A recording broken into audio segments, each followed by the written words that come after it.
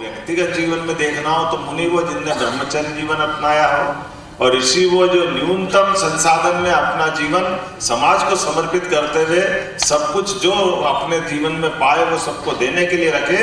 और जीते जी ऋषि मुनि ढूंढना तो अपने वृक्षों में हम देख सकते हैं, वो हमारा जीवन देते हैं, जो सीधे सीधे हमारे को अपने जीवन से। इसी कारण से कोई भी त्योहार बिना हमारे आम के पत्तों के साथ कैसे चल सकता है, जब हमने मंगल द्वार की सजावट नहीं करे। कोई पूजा पाठ कैसी हो सकती है, कलश के नीचे आम के पत्ते नहीं आए। हमारे यहाँ परमात्मा ने कदम कदम पर, एक नहीं दो नहीं, लगातार हर बार परमात्मा ने प्रकृति से जोड़ करके तो हमारी अपनी पूरी सनातन संस्कृति की रचना बनी है, जिसने हमारे लिए ये जीवन में परमात्मा ने एक विशेष कृपा की कि न्यूनतम संसाधन के साथ हमारे जीवन की शैली विकसित करे, जिसको हिंदू जीवन शैली कहते हैं।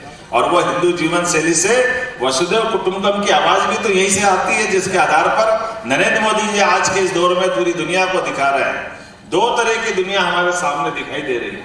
अगर आप दुनिया को देखो, एक दौर वो है जिसने ताकत के बलबूते पर अपनी सत्ता स्थापित करने के लिए, जब हमने अतीत की बात करें तो अतीत में तो छोड़ो, आज भी दिखाई दे रहे हैं।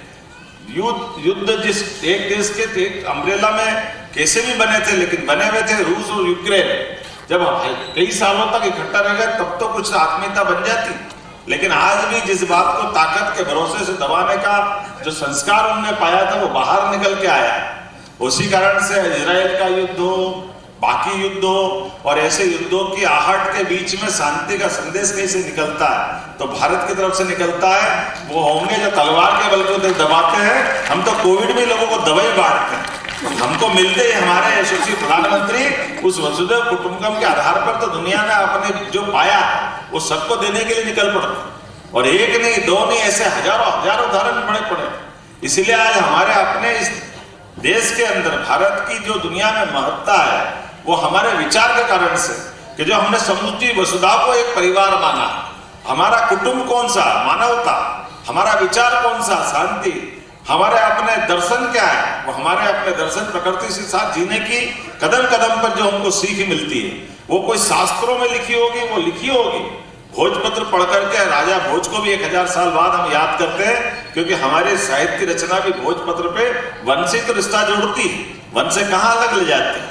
हमारे लिए तो एक नहीं दो नहीं, अगर अपना दूर दराज जंगल में भी कोई अलग निरंजन करता संत तो उनका जलने वाला सामने जिसकी वो धुनी तापते हैं, बिना वृक्ष के कोई धुनी ताप सकता था क्या? लेकिन जलती धुनी एहसास कराती है कि जब तक जंगल है तब तक ही जीवन है, बिना जंगल के जीवन संभव नहीं है। ये जो कदम कदम पे हमको सीख मिलती है, मैं अपनी ओर से यशस्वी माननीय शिवराज जी भाई साहब को धन्यवाद देना चाहता हूँ, जिन्होंने एक अपने जीवन में एक नया अलग खास करके इस चौथी पारी में लगाया था कि एक दिन एक पेड़ रोज, और एक आपके माध्यम से कितनी बड़ी गंगा की धारा के समान अलग अलग तरह से आपने जोड़ा। किसको छोड़ा? आपने ब्रह्म कुमारी दीदियों को जोड़ा, तो अपने बोहरा समाज को जोड़ा, और अलग अलग प्रकार से बच्चों को जोड़ा। पर्यावरण में रुचि बनाने के लिए, रोज पेड़ लगाने के लिए कितना सुंदर विचार। और एक पेड़ रोज, चाहे कोविड का कठिन काल हो या कितनी जरूरी कोई आवश्यक यात्रा हो, हर दिन आपने याद रखा। ये हम सबके लिए प्रेरणादायी है। मैं बधाई देना चाहता हूँ और आपको ये सुंदर आयोजन की बधाई देना चाहता हूँ, जिसके माध्यम से, और आपने कुछ कहा है तो कहा क्या है, आपने सबके लिए कहा, आपने अपने लिए तो कुछ बोला ही नहीं। आपने कितनी सुंदर बात कही कि वृक्षों का बैंक होना चाहिए। निश्चित रूप से ये कोशिश करेंगे कि हमारी नर्सरी के माध्यम से यहाँ पर ये खास करके स्थानीय निकाय में कहेंगे कि पहले तो बरसात के समय रखते थे, अब पूरे साल भी रख सकते हैं कि कोई अपने जन्मदिन पर या कोई खास अवसर पर लगाना चाहे तो वृक्ष को मिले। और इसी प्रकार से जगह जगह अपनी टीएनसी अगर नक्शा पास करता है तो हर जगह, खास करके नगरीय क्षेत्र में तो वृक्ष की बगीचे रहते ही हैं, तो इस तरह से योजना बनाएंगे। ये आपका सुंदर सुझाव है।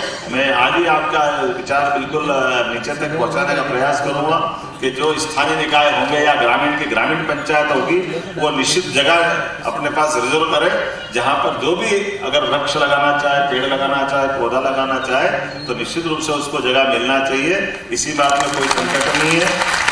आपने दो और अच्छी बात कही। आपने कहा सोलर पैनल, वास्तव में बात सही है। बिना बिजली के हमारे यहाँ ये आज का दौर तो इसी प्रकार का है।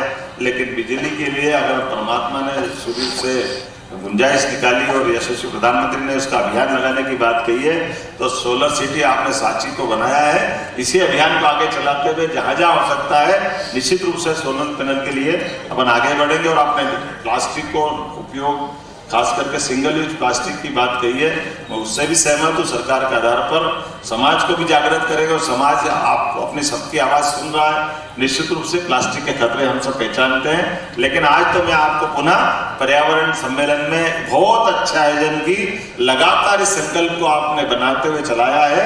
परमात्मा करे आप सहस्त्र आयु हो, हमेशा इसी अभियान से जुड़े रहे और इसी प्रकार से अलग अलग क्षेत्रों में आप प्रेरणा देते रहे। राजनीतिक क्षेत्र में होने के बावजूद भी ये जो प्रेरणा दी है आपने खास करके पर्यावरण के प्रति, यह कोई ऐसी सामान्य बात नहीं हो सकती। ये विलक्षण व्यक्तित्व ही होते हैं जो इस प्रकार के। मध्य प्रदेश और छत्तीसगढ़ दोनों ही महत्वपूर्ण राज्य हैं जो भारतीय राजनीति, सामाजिक और आर्थिक दृष्टि से महत्वपूर्ण भूमिका निभाते हैं। इन राज्यों के विशेष समाचार और घटनाक्रमों की सटीक और ताज़ा रिपोर्टिंग के लिए न्यूज़ स्टार एक प्रमुख स्रोत के रूप में सामने आता है। न्यूज़ स्टार आपको मध्य प्रदेश और छत्तीसगढ़ की सभी ताज़ा खबरों से अपडेट रखें।